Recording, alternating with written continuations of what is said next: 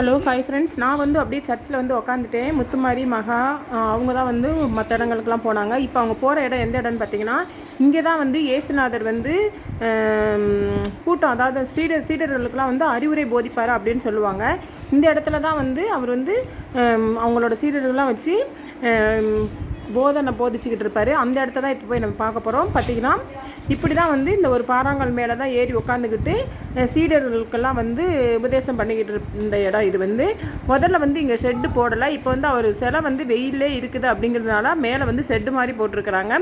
அந்த இடத்துல போய் நான் இதெல்லாம் ஏற்கனவே பார்த்த இடம் தானே. சிறுமலை கிட்டத்தட்ட நான் ஒரு 10-15 தடவை போயிருப்பேன். இந்த தடவை இந்த பிள்ளைகள்லாம் பார்க்கலாம் அப்படிங்கிறதுக்காண்டி இவங்க போனாங்க. வனலிங்க அவங்க அம்மா மகா முத்துமாரி அவங்கெல்லாம் போய் பார்த்தாங்க.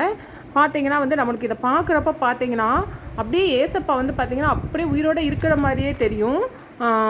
பிள்ளைகள்லாம் போய் பார்த்துட்டு நல்லா சாமி கும்பிட்டாங்க.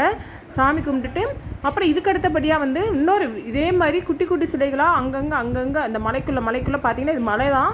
அந்த மலைக்குள்ளே அங்கங்கே தனித்தனியாக சிலைகள் இருக்கும்.